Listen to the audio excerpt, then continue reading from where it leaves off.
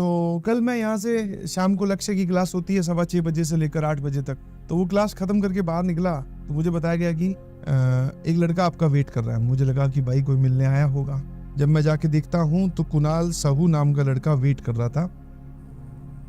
मिले हम उससे, पैर वैर छुए, उसने अपनी बातें बतानी स्टार्ट की। मैंने कहा कौन से बैच से थे बेटा? तो बोलेगी सर मैं लक्ष्य से था, पिछले साल वाले लक्ष्य से। उसके बाद पिछले साल प्रयास 2.0 से था। मैंने कहा अच्छा। मैंने कहा बता भाई क्या सीन है? बोलेगी सर बहुत बहुत शुभकामनाएं, बहुत बहुत बधाई। मैं कहा कैसे? बोले सर IIT JEE में सिलेक्शन हो चुका है, IIT दिल्ली में केमिकल इंजीनियरिंग मिल रही है। मैंने कहा शाबाश, IIT दिल्ली में आपका स्वागत है, IIT दिल्ली में आपकी एंट्री हो रही है, इससे बढ़िया क्या हो सकता है भाई? मैं कहा कितनी रैंक आई? तो उसने अपनी जो CRL होती है, जनरल रैंक जो होती है, वो बताई 7400 समथिंग JEE एडवांस में एंड 5000 समथिंग JEE मेंस में। मैं कहा वाह यार तू खुश है? बोले हाँ सर। और ये बात करते करते जैसे कि अगला जो हमारा सवाल होता है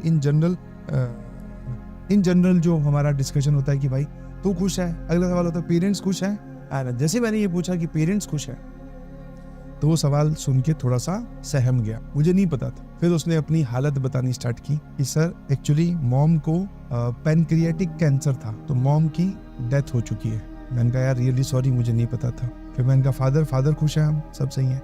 बोले सर पिताजी का एक्सीडेंट हो गया था, कुछ यहाँ पे चेस्ट में लगी, वो चेस्ट का जब इलाज करवाया, उसका ऑपरेशन वगैरह करवाया तो किसी कारणवश यहाँ पे पस भरने लगी। पस भरने की वजह से पिताजी की भी हालत बहुत ज्यादा क्रिटिकल हो गई थी।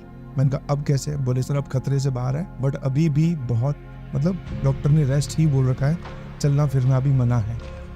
मैंने कहा यार रियली सॉरी, मुझे ये सवाल नहीं पूछना चाहिए। बट जब मैं ये बातें उससे कर रहा था तो चेहरे पे बिल्कुल शिकस्त नहीं थी, आराम से वो अपनी स्ट्रगल की कहानी बता रहा था कि उसने क्या झेला होगा। ऑल्दो वो बोल के तो नहीं बता सकता और हम लोग इमेजिन भी नहीं कर सकते, समझे कि नहीं समझे? तो मैं आपसे फिर मैंने कहा, फिर मैं बाकी सवाल पूछने लगा। मैंने कहा फिर पूरे साल तूने कैसे अपने आप को फोकस कैसे रखा यार? यहाँ तो घर में किसी की शादी आ जाती है, बाकी सब छोड़ो सर, किसी के हमारे चाचा के लड़के का अगर बर्थडे हो तो हम उस दिन पूरे दिन नहीं पढ़ते, तो तूने अपने आप को फोकस्ड कैसे रखा इतने सब नुकसान के बावजूद? और इतना घर पे क्रिटिकल सिचुएशन है, आदमी जो है वो नॉर्मली सांस नहीं ले पाता ऐसी सिचुएशन में, और तूने पढ़ाई की है। उसने बस एक बड़ा ही सुंदर सा और खूबसूरत सा जवाब दिया, कोई ब्यूटीफुल आंसर नहीं। बोले सर मुझे ये करना था बस, और मुझे अपने लिए करना है, अब मुझे अपने परिवार के लिए करना है, मुझे उनकी हालत सुधारनी है, तो बस ये करना था सर।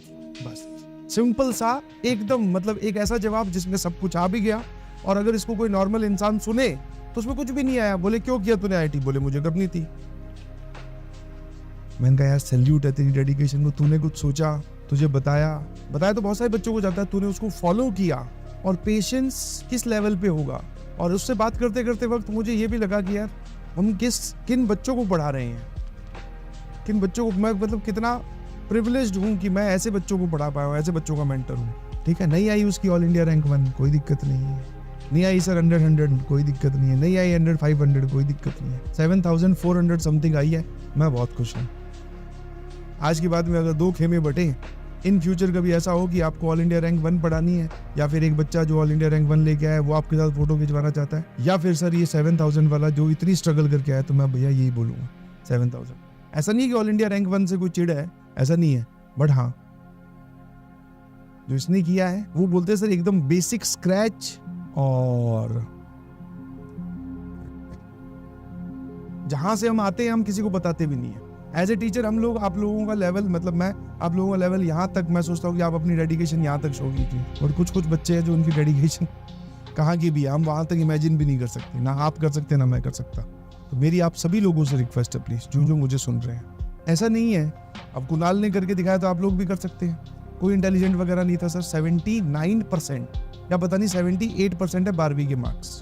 कोई इंटेलिजेंट नहीं था, बस डेडिकेटेड। ठीक है, जुनून था कुछ कर दिखाने का, कुछ कर गुजरने का, जुनून बहुत तगड़ा था। कोई IIT के बारे में सपना लिया होगा, बस वो सपना सही करना था भाई, खेल खत्म। फिर मैंने पूछा, मैं आगे चल के तो यार हमने क्लासेस भी बहुत ज्यादा हेक्टिक हो गई थी। हर सवाल का जवाब यही सर, करना तो था ही। अब क्लासेस हेक्टिक हो, आप चाहे 2 घंटे पढ़ाओ 5 घंटे पढ़ाओ, पढ़ना तो है ही ना। मैं कहा सही है। तो जब तक आप अपने बहानों को दूसरों से कंपेयर करेंगे नहीं ना, तो आपको हमेशा बड़े लगेंगे। आप बोलोगे मेरे साथ तो सर ये है, मेरे घर पे तो ये सिचुएशन है, आप ये सिचुएशन ठीक करवा दो, मैं आपको पढ़ के दिखा दूंगा। तो जनरल एटीट्यूड होता है, मेरा भी ऐसा ही। किसी भी काम को लेकर जिसमें मेहनत की जरूरत पड़ती है, हम यही बोलते हैं, हम अपनी सिचुएशन को दोष देने लगते हैं कि यार मेरी ये वाली चीज अगर सही हो जाए ना तो फिर मैं करके दिखा दूँ। जबकि एटीट्यूड गलत है और ऐसा कभी होगा भी नहीं। ठीक है, तुम सोच रहे हो कोई आइडियल सिचुएशन होती होगी वहां पर हम रहें और फिर पढ़ के दिखाएं, नहीं। जिस सिचुएशन में हो, जिस हालात में हो, जहां बैठे हो, वहीं से ही आपको अपनी कहानी लिखनी है और लोग लिख रहे हैं और चमक रहे हैं। तो मैं उस लड़के से मिला, मुझे बहुत खुशी हुई, बिलीव मी। फिर मैंने पूछा कि अलग सर से मुलाकात होगी क्या? हाँ, बोले सर अलग सर से मुलाकात हो गई है, पॉडकास्ट रिकॉर्ड हुआ है।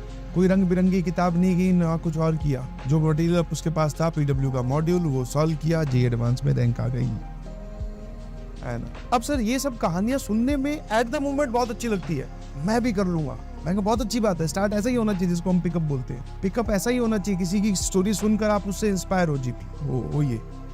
बट जब आपके सामने कठिनाई आए, मोटिवेशन में आपने स्टार्ट तो कर दिया, अब आगे चल के ब्रेकर आएगा, सवाल नहीं सॉल्व होंगे, सिचुएशन डिफिकल्ट होगी, टेस्ट आ जाएगा, रिवीजन नहीं कर पाओगे। जब ये सब सिचुएशंस आए तो फिर पेशेंस रखिए, मैदान छोड़ के भाग